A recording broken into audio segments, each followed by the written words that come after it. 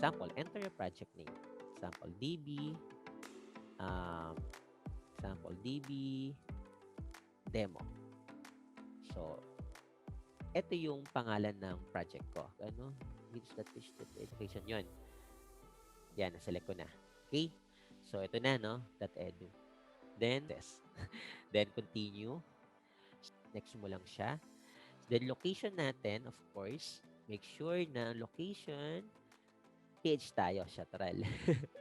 Kasi ang nangyayari kasi pag di mo sinet yan, pagdating sa, sa time zone, kunyari nag-update ka ng data, ng record, iba yung time zone niya. So, set natin as PH. LMN of Philippines. Pero kung nakanet ka naman, pwede mo naman iset na auto-update. Wala namang problema doon. Set mo na siya, ha? So, create project. So, tingnan nyo, ha? Ang nilagay ko is DB demo. Yun. Your new project is ready. Sabi niya dito. So, continue. So, kailan natin ng net class, ha? So, in a build, may mga process natin dito. So, napag-create tayo dito ng demo. So, isync natin to dito sa Android Studio. So, create ako ng bago, ha? New project, activity. Then, name ko rito is demo DB. Demo DB, ha? Basta tingnan nyo yung pinagkaiba natin na eto DB demo nilagay ko dito. Binaliktad ko para lang makita natin demo para makita natin kung mag-sync siya. Nilagay ko demo DB ang package name. Okay, so paano natin i-update siya or i-configure? So dapat check nyo kung updated yung version ninyo. Yung Gradle nyo dapat 4.1.1 yung Gradle niyo mataas dapat kasi kailangan pa mataas ang Gradle, magsisync dito. Ha? So, yun yung pala yung requirements natin, ha? Yung AS nyo paki-update. Okay? Sa tools, kailangan natin ng by default sa inyo, naka-disable pa tong Firebase.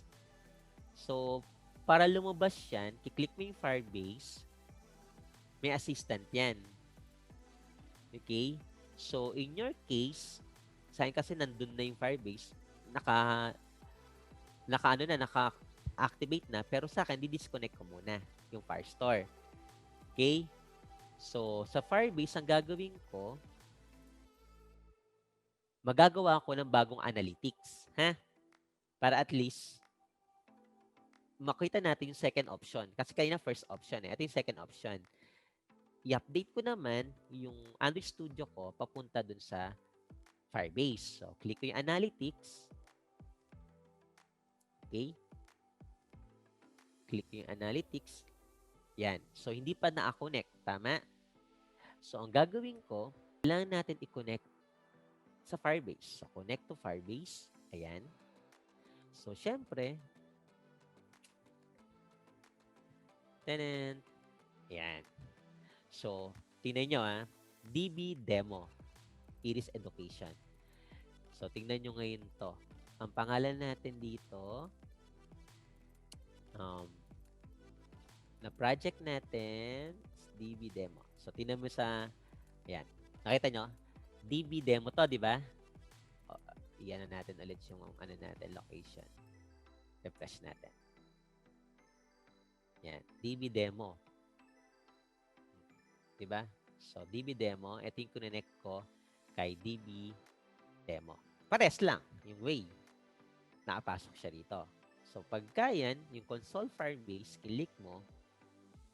So, ang gagawin niya, isi-sync niya ngayon yung mobile mo. Hintay mo mag-sync ka. So, yan. I-sync niya yan. Sabi niya dito, your Firebase Android app has been created in Firebase. So, DB demo. Demo activity natin. Okay, ito yun, di ba? Demo. No? Demo, DB, yung project. Pero yung database natin is DB demo. Tama? No? So, gagawin natin, isi-sync natin siya. Nasaan na yung kanina? Ayan. I-connect natin para sa mismong Firebase. So, connect natin. Yan.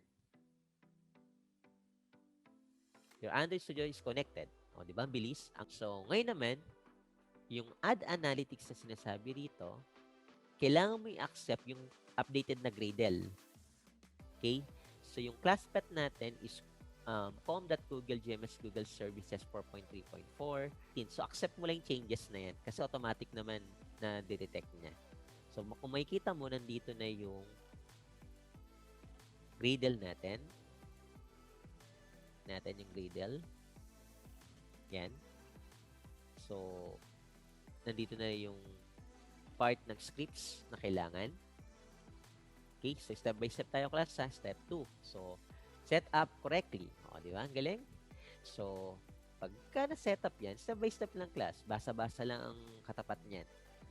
Yung nga lang matagraw yung pag-set up. Select content. DB demo. So, nakapansin nyo ngayon, meron na ako na DB demo, tas meron na ako sa Android na com.example.demodb. O, di ba? Ang galing? Kanina wala to. Yung example.demodb, nakasync ngayon siya dito sa pangalan ko na project ko na DemoDB. So, tingnan natin. DemoDB, ayon. Ito yung database sa project. Ito yung DemoDB na nakasync mismo dito, na-connect mismo dito sa Gradle ko na updated version sa Android Studio. Firebase as part of my console. So, .google.com, just open that. Then go to console. Okay. So, this our Firebase. So, this the last week. Okay, so take note. Ito yung last week na ginawa natin na DB demo. Okay, so we're in, wala pa siyang nakikreate na database. So, nag-sync lang tayo. Okay, so ngayon, gagawa ako ng panibago way to generate the connection. Okay, so again, here in DB demo project, if you're going to open that, okay, so I will create an empty project. So I will call now the DB Connect. Okay, the project is DB Connect. So still the language is Java. Then click finish. Then we could sync later on with this project. So I will close the old one. Okay, so this one is a new created project. So as you can see, the project name is DB Connect. Okay? Okay na. So yun na. Na-generate na yung Gradle. Okay, so now we proceed with, from the scratch, the main XML. Okay, here we have a text, a button. So this is the palettes. So all we have to do is to design first. This is actually the example. I will design first the layout for the as simple as the name or the last name or whatsoever the text would require to. But in my case, gagawa ako ng from the scratch. So, delete ko muna itong mga nandito. So, delete ko muna to. Okay, so empty. Empty layout. So, technically, wala pa siyang laman. So, mag-create ako from the scratch ng isang text. Okay? So, the text will be the plain text. So, click ako ng plain text. Okay? So, sa plain text, of course, I need to name that. Okay, so sa text ko, gamit muna ako ng hint na example is enter student number. Example. Student number. Okay, so that's the hint, the first hint. But the name of that field is, of course, I need to make it in a constraint layout. Okay, constraint layout into top. Okay. So, constraint layout, then the name. Then after that, the ID. The name of that ID would be the text stud num or the text for student number. Okay. So I will overwrite the resources. So I make it use of refactor so that it would automatically generate. Okay, so this one is for first refactor for the name. So I make it sure dapat nasaan siya horizontal para at least naka-parent mode siya. Yan. Design muna ako, kahit simple lang, no? Para at least makita ninyo yung layout niya. So, the name is, again, the hint is enter student number. Ang gulo ng mouse ko, wait lang. Okay, so anyway, my concentration is the codes. So, I will check first this one if automatic nag-ano siya, nag-load siya. Kasi nag-ano kaya update ako eh. Yun, pumasok siya. Sige, okay yun. Stop ko na. Okay, text for the name. Okay, copy ko na lang tong hint na to para pare-pares na lang sila ng text. But the important is i-process it. So, fix ko na nga lang para mabilis. So, pangalan ko na lang sa kanya, sa ID ko is text name. Okay, then the hint will be retract natin, enter student name. Okay. So, ganoon na lang para mabilis na. Hint and my hint and the name of my text. This one is the text name. This for the name, and this one is for the student number. Okay? Sa input type. Okay, so okay na yan. Student number and the name. So after that, last na lang button. So click tayo ng button. So kahit dito na lang siya, lagay natin. I-convert na lang natin siya, or we could make it constraint layout from top button. Sa button na lang siya. Okay. Then center natin as for the parent horizontal. Okay. So pwede natin i-parent mode sa horizontal. Okay. So yan, para at least medyo ayos naman siya. Then i-call na lang natin to ng button as save. Okay. So ang ID, i-call natin siya na button save. Okay. So retract natin para pare-parehas na. This one is button save, name, student number, button save. Okay. So yan. So since we created a simple layout, okay, so now we proceed with the coding. So gagawin natin dito, punta tayo sa main activity. So basta ang tandaan natin yung pinangalan natin dito, no? The text name, the studnum, and the button save. Okay? Yung ID natin. Ha? Para at least gagamitin natin siya mamaya. Ito naman is input type lang naman to. So, pwede naman palitan nyo yan as you go through. And the hint also. Pwede naman yan. Okay? So, my main concern is the activity.java.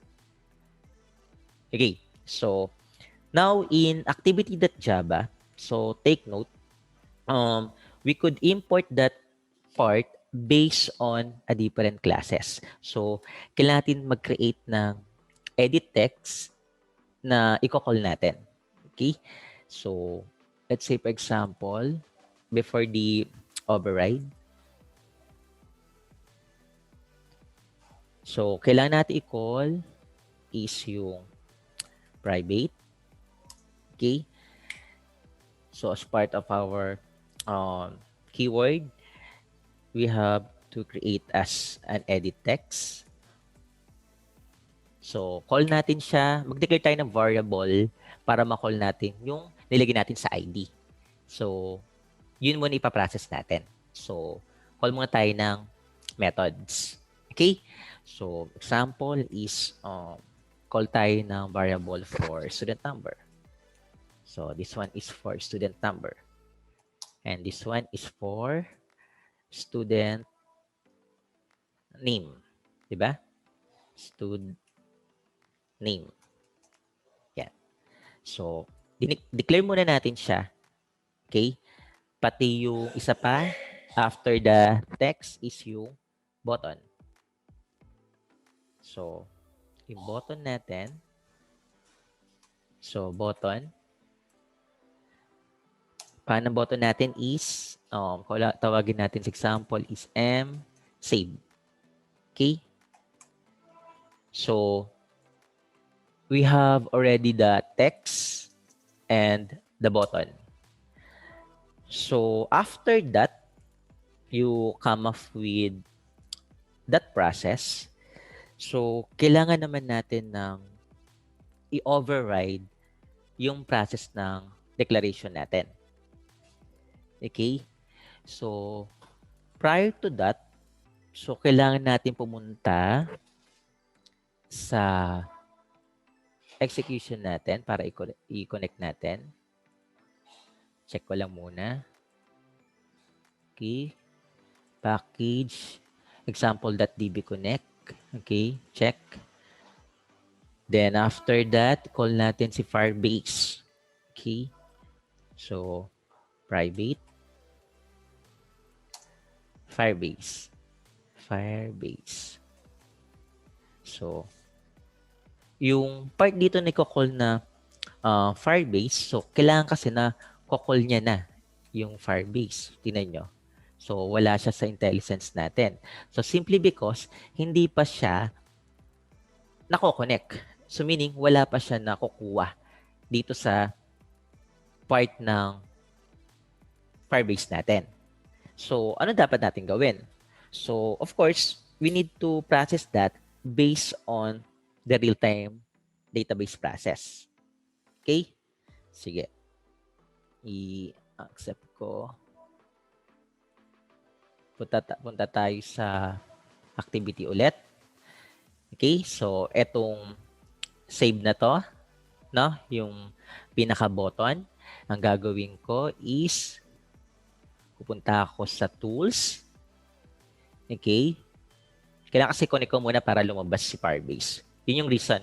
Kaya hindi ko siya ma-call sa main.java. Okay? So, connect ko muna si Firebase. Okay?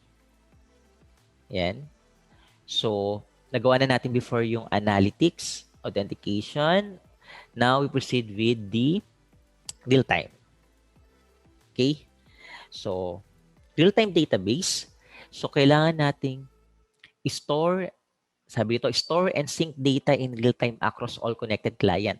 So, even if na meron tayong project na na-create, still, kailangan natin i-save yung mga records dito sa project na ginagawa natin ngayon, which is yung DB Connect.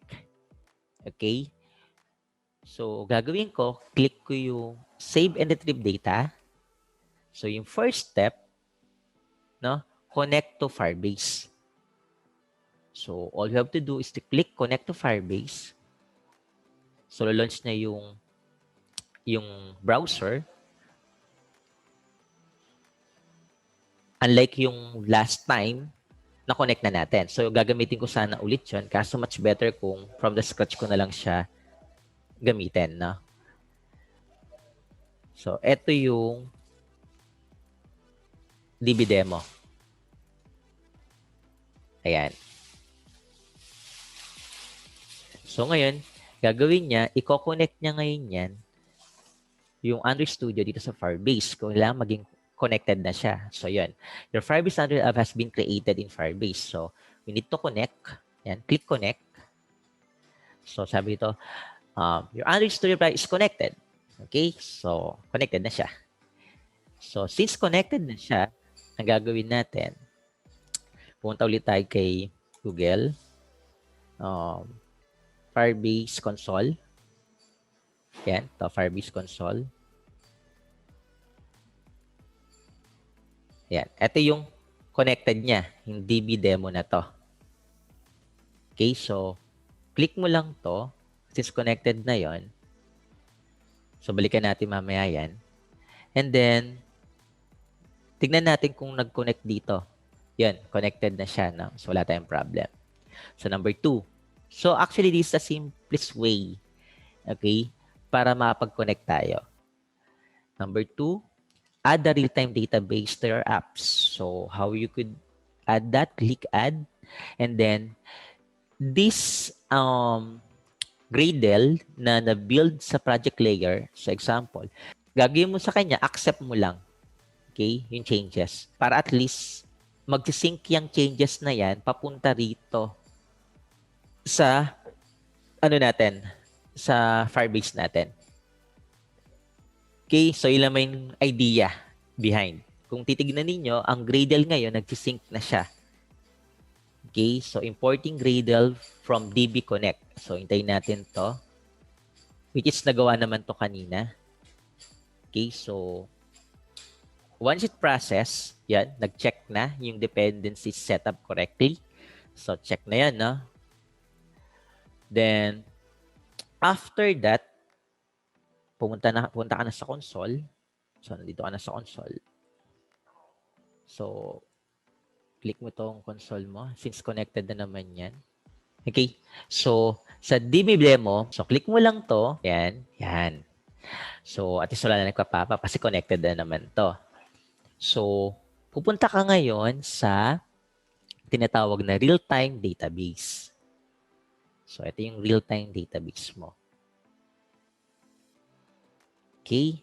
So, ito ngayon yung nakaset na ID sa real-time database kung saan natin na-connect yung Android Studio natin. Okay? So, hanggang dun lang, ano natin, minimize na natin. Okay? Para hindi magulo, minimize natin. So, ngayon, punta tayo sa code para makuha na natin yung Firebase. So, balik tayo sa main activity. So, ngayon, private. So, ngayon, Firebase. Yon, lumabas na, di ba? Kaya na hindi lumalabas siya. Yun yung logic nun. Pag di lumabas yung IntelliSense na, ibig sabihin hindi mo pa nako-connect. Kaya huwag ka excited mag-code. Ngayon lumabas na siya. So, Firebase database. So, tab mo lang yan. O, di ba? Shortcut to, yung ginagawa ko And then, declare ka ng variable. Example is, call natin siya as DB. As database, no? As database is equal to Firebase database. Then, get instance. Okay? So, ibig sabihin nito, sa line 14, nag-declare tayo ng Firebase database na pangalan DB para makuha nating instance value na galing dito sa local. Kasi local tong ginagawa natin na offline sa Android. Kailangan kasi natin ma-sync papunta mismo dun sa Firebase para pag gumamit yung mga user na naka-internet na gamit yung mobile phone na APK mo, nag-sync yung data. Yun yung idea behind kaya kailangan ko gumamit ng Firebase database.getInstance. Okay? So, next, after that, kailangan ko na makuha yung reference value ng instance value. So, paano yan? So, gagawin ko, private, okay, database. So, database reference. So, ibig sabihin yung reference na nandun sa Google na nakasync. Okay? Yung Firebase.database. So, kukunin ko siya, tab mo lang. Then, kukunin mo, kung baga sa PHP-MySQL, gumagamit ka ng local logs, di ba? Sa PHP-MySQL, kinukuha mo yung local root. Dito naman, kukunin mo yung root kay Google na naka-locate dito sa Firebase. So, ang gagawin natin, yung root nito, no? Lalagay natin dito yung root niya. Okay? Then, equal to database na DB na Firebase. Yung DB, ito yung Firebase natin. So, tab mo lang yung DB that yung reference ng database, kailan natin kuhanin. So, we could come up with get reference. So, get reference. Okay? Yan. So, after mo na siya makuha yung process, okay? So, now, we proceed with the content. Okay? So, kung makikita nyo rito, naka-create na yung by default yung override na protected void and so on. Na-call na natin yung declaration. So, ayusin natin na para, ayan. Na-call na natin yan. So, ang gusto ko naman ngayon makuha is yung pag-create ng process sa on-click listener, or ibig sabihin yung para ma-recognize natin yung mga ginamit na content as a part of the view. So, dito, kukunin natin set content view. So, may activity main. So, gagawin mo sa kanya is enter mo. Okay? Ilagay natin dito yung na-create na instance. Okay? Kasi may reference ka, may database ka, wala ka namang instance. So, yung instant na yon, isi-set natin per particular declaration sa edit text. So, gagawin natin dito is set natin, gawin natin is declare tayo rito ng example Yun, yung edit text, since nandyan na, studnum, yan, tab na lang, is equal to find. So, hanapin natin find view. Ayan, yung find view, insert natin to. So, tab mo lang. Then, yung find view, yung instant na to, kailangan natin makuha yung ID kung nasaan yung resources. Okay? So, technically, manuyin na natin kasi babalik pa tayo sa XML. Diretso natin sa code. Kasi kung babalik-balik ka na natin, matagal. So, diretso natin sa code. So, kinuha mo yung studnum na dineclare mo. Ngayon, kukunin mo naman yung ID niya. So, ngayon, ang gagawin mo rito, so, record set ng ID are that yung ID. So, that ng sinelect mo. Example, text, yan, student number. Tama? So, tab mo lang siya. Okay? Then, semicolon. Then, example. Another example, call natin yung M para sa stud name. So, is equal to, ganun din, no? Simultaneously. Find view. Then, reference ID. Ang reference ID niya is text name. Okay? So, yan. Then, after that, kunin mo naman, meron ka ng, nandun yung ID ng number, name, yung button. So, ang pangalang button is save. Yan. Tandaan nyo, pag nasa IntelliSense, tama ginagawa mo. Pagka tinatype mo manually yan, mali na yon. Ibig sabihin, hindi niya na-detect. So, yung save ko meron. So, is equal to find view ID. So, reference ID is button save. Okay? Tama? Yan, button save. So, yung content view. Okay? So, after ng content view, so, nakuha na natin, na-reference na natin. So, kukunin naman natin yung process para dun sa root niya. Okay? So, save ko muna yung process. So, all I have to do after we create the line 24 to 27, 26. Okay? So, eto yung sinet ko rito sa onCreate. Dahil nyo eto, private, onCreate. So, now, kailangan naman natin ng mag-set ng listener. Di ba sa object-oriented programming nyo, sa Java ninyo before, or sa Office subject nyo, kailangan nyo muna mag-create ng instance bago ka mag-create ng listener. Hindi kasi pwedeng may listener na wala kang instance. Okay? Pag nandiyan yung instant, kailangan mo ng listener. So, recap lang natin natutunan nyo sa Java. Ganun yung process. Okay? Sa object-oriented process, kailangan mo iset naman yung listener. So, yung listener natin, kukunin natin kung saan siya nag-trigger. So, saan siya nag-trigger? Dun sa button save. yung mismo ilalagay natin yung mag-sync mismo dun sa Firebase. So, call natin siya, yung para doon sa set natin yung on-click listener. So, yung button is msave. Okay? msave that set natin on-click listener.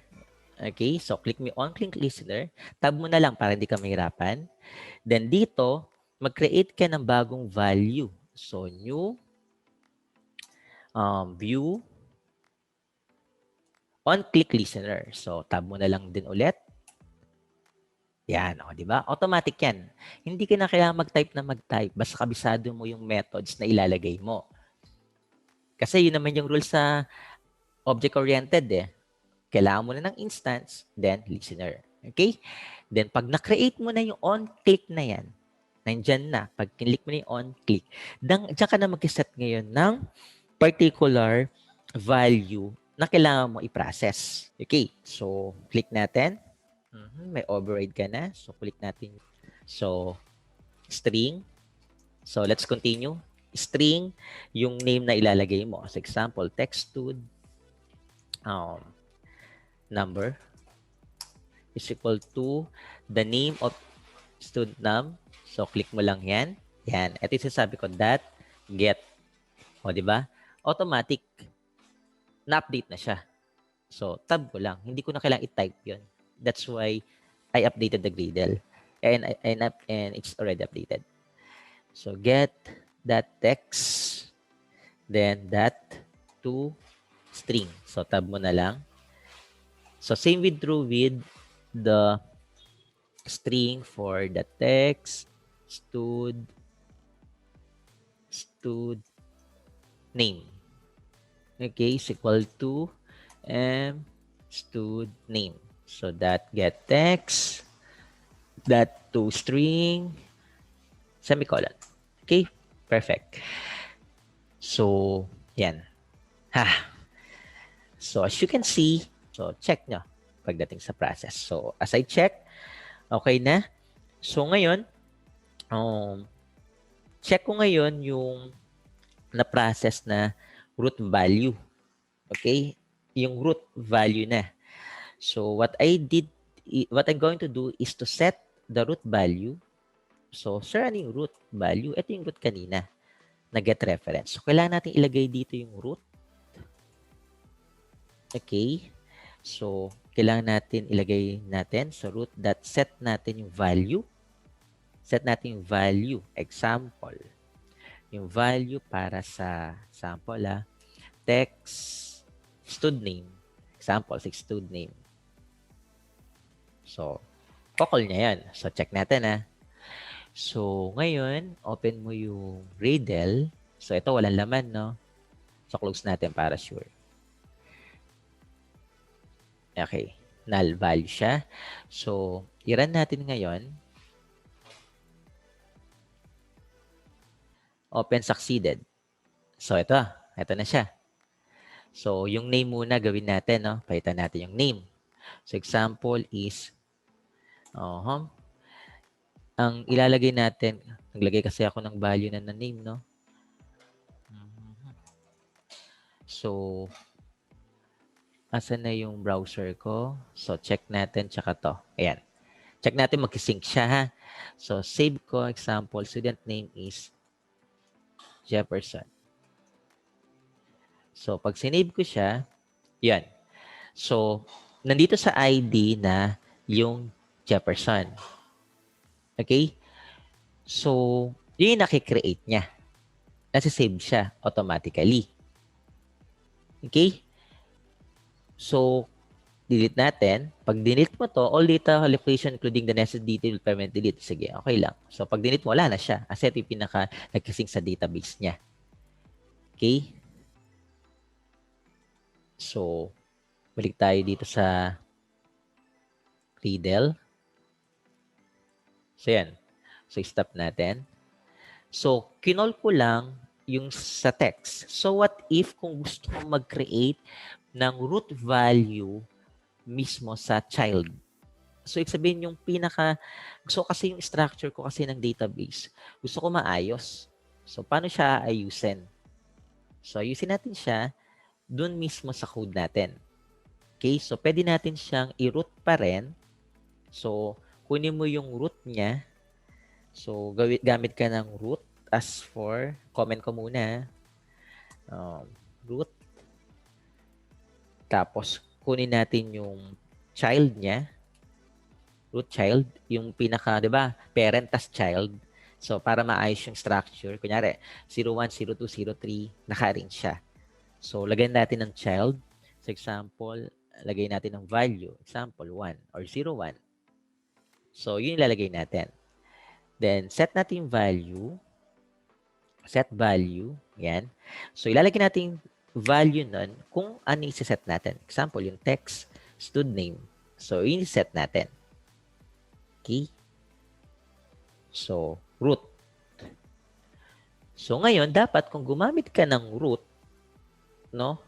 So, kailangan mo siya na i-process dun sa child niya.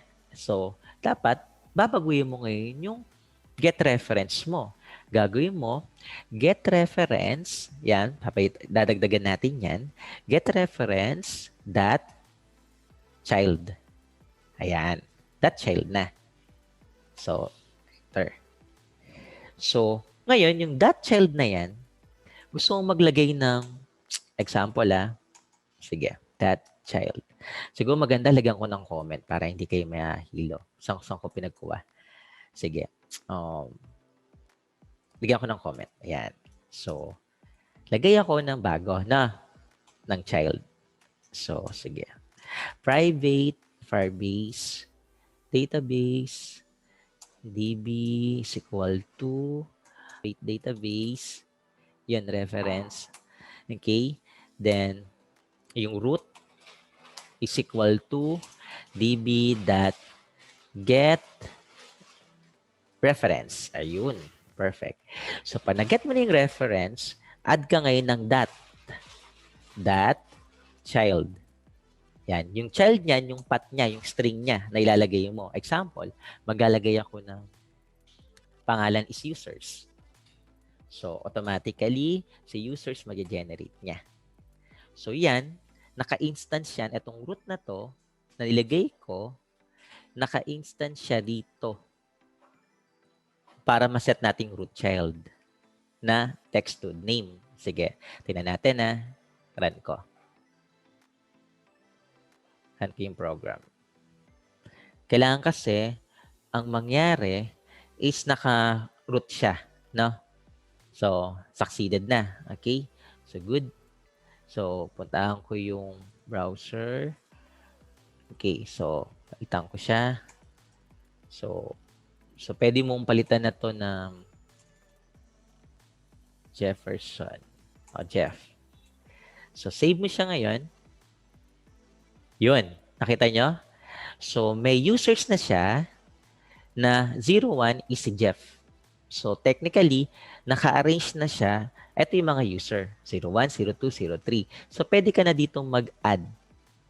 Nag-save na siya automatically. Okay? And then, yan. Yung root child. Then, meron din other way around pagdating sa function. So, pwede ka rin gumamit ng part ng advanced na data types na pwedeng gamitin. Sa OOP, tinuturo din yan yung advanced data type. Kasi meron tayong primitive data type, di ba? O recap natin. May tinatawag tayo na primitive data type or primitive ADT, primitive abstract data type. Ito yung int, string, boolean, double, yung mga yan. Ngayon naman, samahan natin siya ng advanced data type para at least mas unique yung pagkakalagay o pagkakasave ng database. Okay? Para may integrity siya, hindi lang simple. So, ayusin natin. Okay? So, gawa tayo ng comment ulit, Sige, comment ko ulit. So, ang gagawin ko rito, class, mag-set ako ng tinatawag na hashmap. So, what is hashmap? Hashmap. Pag sinabing hashmap, ito yung utility values na nakikreate pagdating sa advanced data type ng process, ng procedure na in-execute ni Java. Okay? So, sa hash map, ito yung pinaka-keyword. So, gagawin mo, yung advanced data type na pwede mo ilagay, again, string, int, double, yung galing sa primitive data type. Yung hash map kasi is advanced data type. Yung primitive data type, ilalagay mo sa hash map. Ito, ilalagay mo siya. So, ilalagay mo yung sa hash map, yung example, ginamit natin string kanina. So, string ilalagay mo dyan. Okay? So, kung string ang nilagay mo dyan, so, comma, and then, iset mo yung string, i-call natin yung string as part of your user map. So, tawagin natin siyang user map. Okay? Yung user map, lagyan natin ng function. So, user map is equal to new hash map. Diba? Hash map. Okay? Then, semicolon. So, bali ang mangyayari niyan, papangalan natin yung user map. Asan na yung user? User map. Ayan. Capital yung M. Kaya sabi ko, ba't nag-red? So, user map.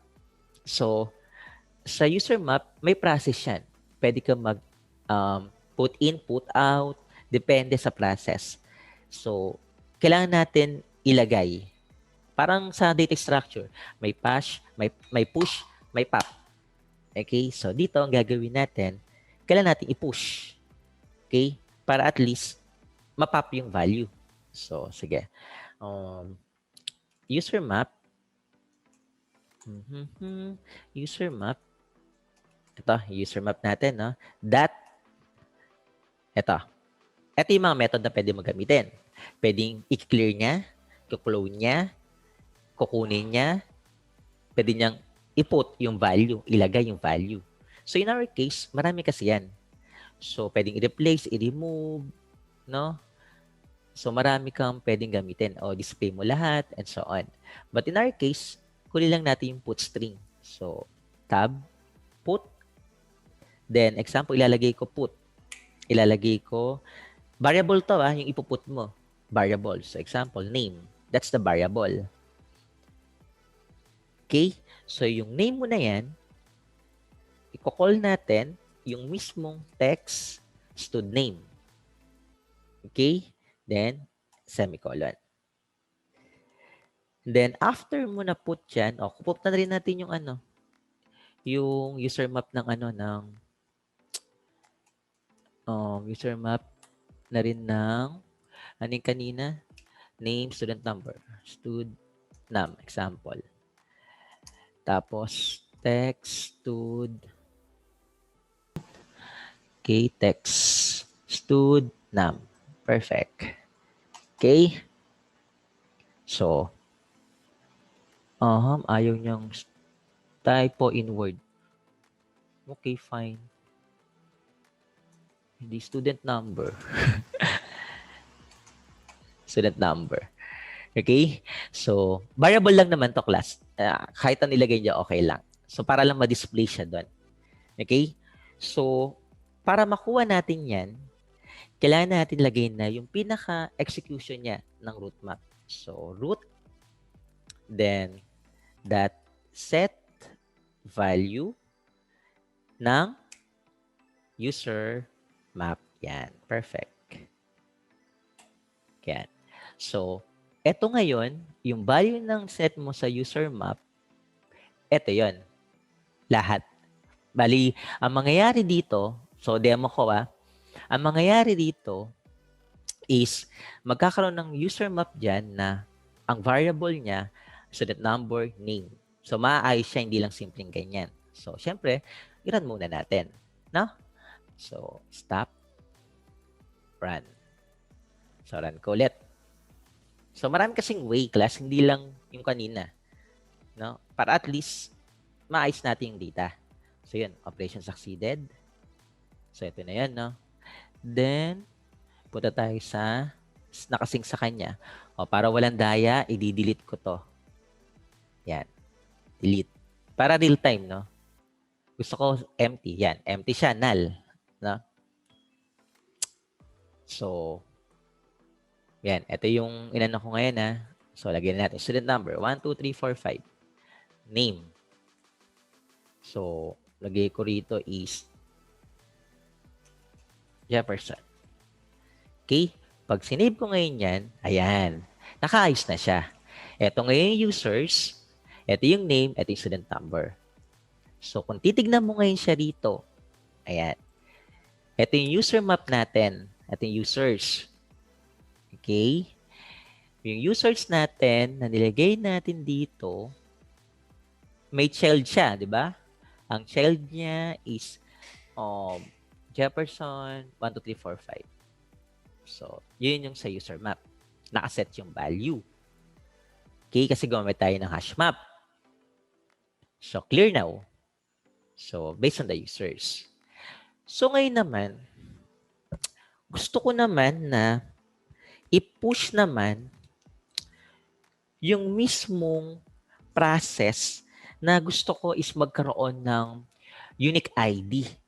Kasi eto, isa lang eh. Ibig sabihin, para lang sa kanya. What if kung gusto ko etong student number na to, maging unique na rin siya. Etong pangalan ni Jefferson. Paano gagawin ko? Okay, that's the other question. Sige, ayusin natin. So, still, ano na ulit natin comment ko ulit yung root. Comment. Root. Comment ko si root. Okay. Ngayon, kinoment ko siya. Pwede mo siyang palitan ng root dot. Ito naman, di ba sa data structure may push pop.